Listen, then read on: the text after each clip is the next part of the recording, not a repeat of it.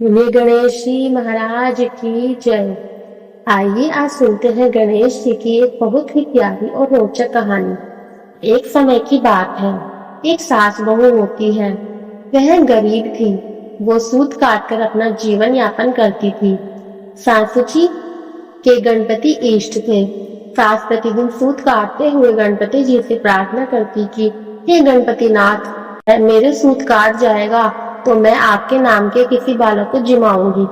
उसकी बहू कहती है कि सासू जी, आप प्रतिदिन गणपति नाथ से कहते हो कि मेरे सूत काट जाएगा तो आपके नाम के बालक को जिमाऊंगी, पर आप जिमाते तो नहीं हो, जबकि प्रतिदिन आपके सूत काट जाता है। बहू की बात सुनकर सास कहती है कि वह ठीक है बहू, आज किसी बालक को न्योता दे देना, पर जो छोटा बालक हो उसे ही न्योता देना। वैसे भी अपने घर में ज्यादा तो कुछ है ही नहीं। गणपति नाथ को भी पता चला तो वो एक छोटे से बालक के रूप धरकर चौक में खेलने लगे।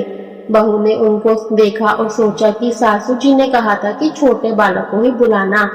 यह बालक तो सबसे छोटा और सुंदर भी है, इसी को न्योता दे देती हूँ। बहू छोटे बालक बने गणेश जी से कहती है, प्यारे से छोटे से भैया, मेरे घर खाना खाने आओगे? हाँ आऊंगा ना। बहू पूछती है, तुम्हारा नाम क्या है? वो बोलते हैं, मेरा नाम तो गणेश है। बहू पूछती है, कहाँ रहते हो? छोटा बालक कहता है, मैं तो दिन भर यहीं खेलता रहता हूँ। बहू कहती है, ठीक है। बहू खाना बनाकर बुलाने जाती है। वो छोटे से प्यारे से गणेश लाल जी, खाना खाने चलो। बालक बने गणेश जी कहते हैं, चलो भाभी साहब। वो तो बहू के साथ साथ आए, उनके आसन लगाया, खाना परोसा। वो परोसा हुआ सारा खाना खा गए, पर उनकी भूख नहीं मिटी। बहू ने पूछा, और खाना परोसूं? बालक ने कहा, हाँ परोसो। बहू ने और खाना परोसा। वो वापस परोसा हुआ खाना भी खा गए। बहू परोसती रही और वो खाते रहे, फिर भी उनकी भूख नहीं मिटी। ऐसे करते करते वो धीरे धीरे बना हुआ सारा खाना खा गए। वो तो और खाना मांगने लगे। बहू ने कहा, गणेश लाल जी, अब तो सब बर्तन खाली हो गए। बालक ने कहा, बर्तन धोकर ले आओ, मैं वहीं पी लूंगा। बालक ने पानी पिया, हाथ धोकर उठे, पेट पर हाथ फिराकर बोले कि आज तो आनंद ही आ गया। सास मन ही मन बोली, ये आनंद आए क्यों नहीं, सारा खाना तो खा गए। फिर बालक बने गणेश जी पूरे घर में घूमने लगे और फिर बोले कि भाभी, कोठियां खुली पड़ी है, इनके ढक्कन लगा दो। रसोई में भी बर्तन खुले पड़े हैं, इनको भी ढक कर रख दो। और बोले कि मैं जहाँ बैठा था उस जगह भी खोद लेना। सास को तो मन ही मन बहुत गुस्सा आया।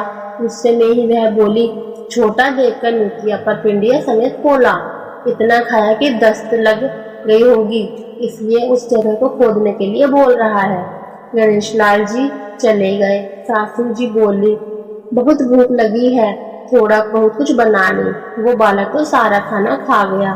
बहू जब रसोई गई तो क्या देखती है कि सारे खाली बर्तन गरम गरम ताजे ताजे पकवान से भरे हुए हैं और उनमें से बहुत ही अच्छी खुशबू आ रही है। अनाज की खली पड़ी कोठियां भी अनाज से भर गई है। बहू ने सास को रसोई में बुलाया और सास ने भी सब कुछ देखा। फिर उन्होंने वहां भी खोदा जहां पर गणेश लाल जी ने बैठकर खाना खाया था।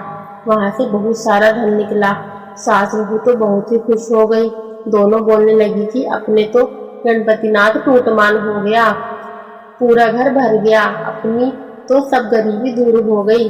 सास बहू ने सूत काटना बंद कर दिया और प्रतिदिन गणपति नाथ का पूजन करने लग गई। हम भी गणपति नाथ से यही प्रार्थना करते हैं कि हे गणपति नाथ, जैसे आप सास बहू को टूटमान हुए, वैसी कृपा आप हम सब पर भी करना। जैसा आनंद आपने उन्हें कराया, वैसे हमारे भी करना। गणपति महाराज की जय।